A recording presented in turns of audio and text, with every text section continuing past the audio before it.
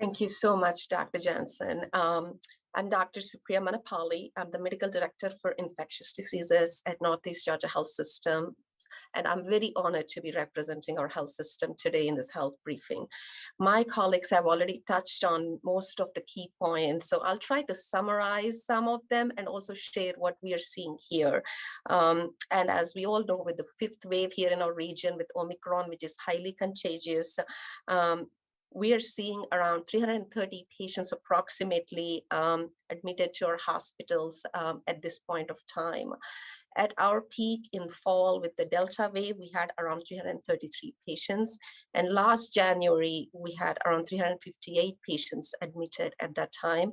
If the projections hold true, we might pass the last January's peak. So we're continuing to monitor our numbers very, very closely. Like all health systems in our region, our emergency departments, our urgent cares, primary care doctors' offices are seeing record-breaking number of patients. And our healthcare workers continue to bring their best every day, show resilience, courage, kindness throughout all the challenges. And I continue to be inspired and motivated by them. There's so many patients, hundreds of patients we've taken care of, and some of those stories are so profound. The what ifs, as Dr. Brandstetter said, do not stop. Young girl I took care of a few months ago who was pregnant. We were able to save the baby by elective C-section, but mom, after a prolonged battle, did not make it. What if she was vaccinated? So many patient stories like that stay with us, and having access to the vaccines that are life-saving. Really hope we don't see as many of these now. Our staff, we're seeing record number of our employees out sick with COVID-19 due to the highly contagious nature of the Omicron. And in the last few days, we have seen that number downtrend a little bit, and we hope that continues.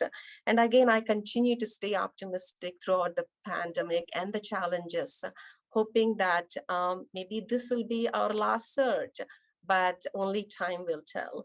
But as a community, we have to come together to follow the basic precautions and take the preventive measures. I know there's some questions about the testing, the quarantine, isolation, the treatment, so I'll try to cover those briefly.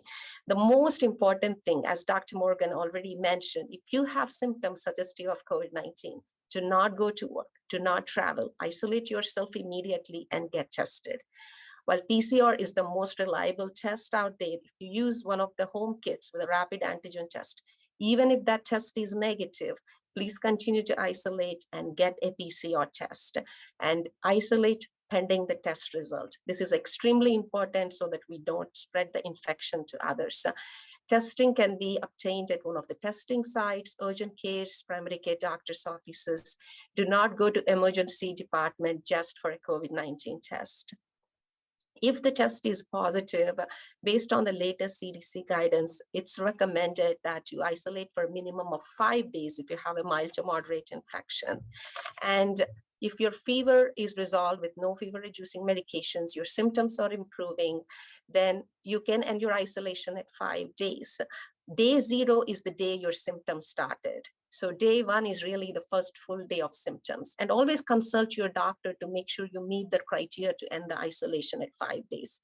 And even if you end the isolation at 5 days, it's extremely important that you do not travel in the next 5 days until the 10 days has completed. You do not go to restaurants, gyms, and also you're not around people who are immunocompromised or at high risk of having severe disease. This is very, very important. Also, regarding quarantine, if you've had a close contact with someone who is positive for COVID-19 infection, if you're up to date with your vaccinations, including the boosters, additional doses, you do not need to quarantine, but you should monitor your symptoms very closely. Wear a mask, well-fitting mask, as my colleagues have said, that covers your nose and mouth, and that's not a chin diaper, and that fits snugly. You should wear it when you're around others and monitor your symptoms very, very closely. If you develop symptoms, you should get tested immediately and isolate pending the test result. If you're not vaccinated, or if you're not up to date with your vaccines, including the boosters, additional doses, or if you're not vaccinated, you should quarantine for at least 5 days. Day 0 is the day you had the exposure. So the next day is day 1. So always consult with your doctor to make sure you get the appropriate guidance. For someone who is confirmed as having COVID-19 infection, if they don't have any symptoms, they should still isolate for at least 5 days. Day 0 is the day they got the positive test result. If they develop symptoms anytime during these 5 days, then they should isolate for another 5 days, day 0 being the day they develop the symptoms. And for those who have a confirmed infection with symptoms, it's extremely important that you talk to your doctor if you qualify for any of the treatments available. So much has changed in terms of outpatient treatment for COVID-19 that gives me a lot of hope. One of the access to antivirals, it is true the supply is limited, and that is very frustrating for us as healthcare providers, but I hope that changes soon. Also, availability of the monoclonal antibody sotrovimab, which is what we are using now. And as Dr. Morgan said, we're having to prioritize to those who are at the highest risk of having severe disease or dying from the infection. So our health system is following the National Institute of Health prioritization tiers to whom we administer the sotrovimab. And for the antivirals, we're so thankful for the collaboration with our pharmacy experts who continue to provide us guidance in terms of which local pharmacies have availability of these antivirals, the Paxlovid or the Molnupiravir. Please talk to your doctor because these antivirals should be started within 5 days of the symptom onset.